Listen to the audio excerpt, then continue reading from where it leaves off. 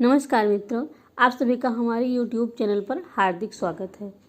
मित्रों, आज शिक्षण योजना की श्रृंखला में हमने शिक्षण योजना बनाई है कक्षा 7 की और प्रकरण का नाम है उर्वरकों के प्रकार एवं मृदा परीक्षण।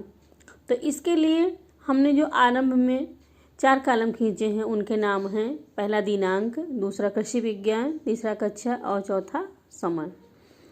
दिनांक अपनी सुविधा अनुसार आपको डालनी है। जिस दिन इस शिक्षण योजना का प्रयोग आप करें उस दिन की डेट आप डाल सकते हैं। विषय है कृषि विज्ञान, कक्षा 7, समय 40 मिनट।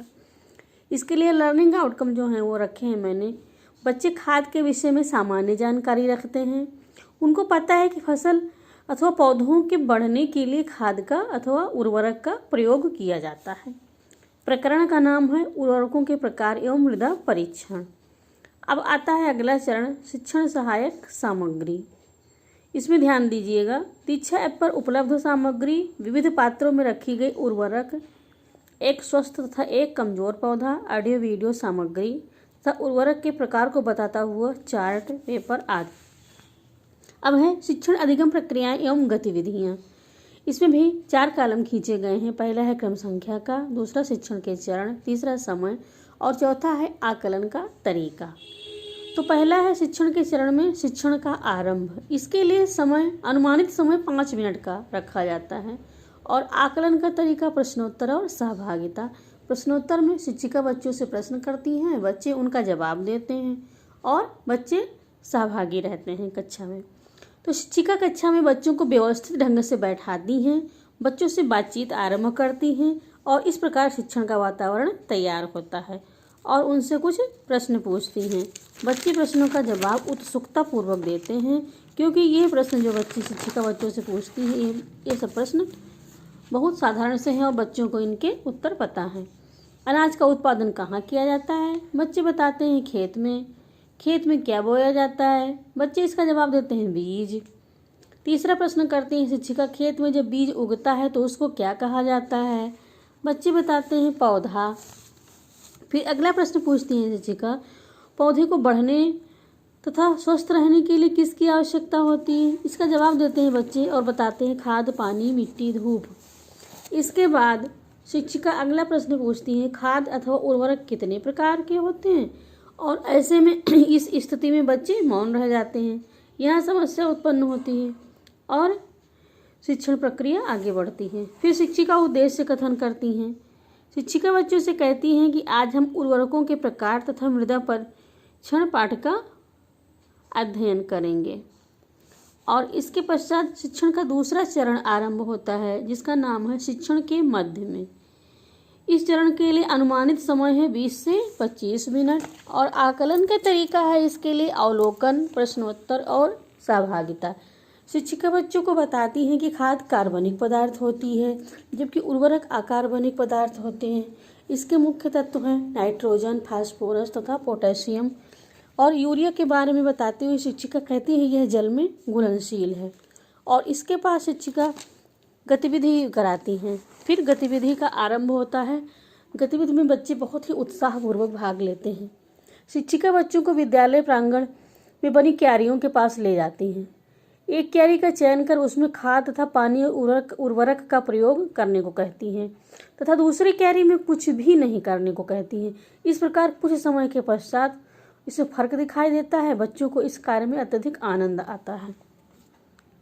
बच्चों को इस गतिविधि में बहुत आनंद आता है, उत्साहपूर्वक कार्य करते रहते हैं। और शिक्षिका बताती हैं कि फास्फोरस उर्वरक पौधों की अच्छी वृद्धि करता है। फिर शिक्षिका पोटाश के बारे में बताती हैं और कहती हैं पोटाश पौधों की वृद्धि करता तथा फलों की वृद्धि कर उनमें चमक को बढ़ाता है। शिक्षिका बच्चों को उर्वरकों के प्रकार को बताते हुए कहती हैं उर्वरक एक प्रकार का मिश्रित उर्वरक है।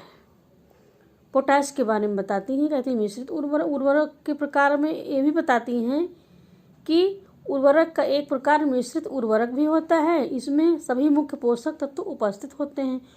उसको जटिल उर्वरक भी कहा जाता है। फिर इसके बाद जैव उर्वरक के बारे में बताती हैं। जैव उर्वरक सूक्ष्म जीव कल्चर होते हैं। इनका उपयोग मृदा में नाइट्रोजन की मात्रा बढ़ाने के लिए किया जाता है। इसी प्रकार उर्वरकों के प्रकार के बारे में जानकारी देती हैं शिक्षिका।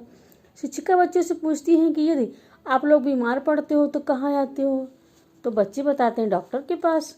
और शिक्षिका पूछती है डॉक्टर क्या करते हैं? बच्चे बताते हैं दवा देते हैं और जांच करते हैं। शिक्षिका बच्चों को बताती हैं कि इसी प्रकार यदि खेत में मृदा परीक्षण करा लिया जाए तो पता चल जाता है कि किस मिट्टी के लिए कौन सी फसल बोनी है। मृदा परीक्षण की सूचना के अनुसार ही खेत में खाद, उर्वरक और कीटनाशक दवाओं का उपयोग करना चाहिए।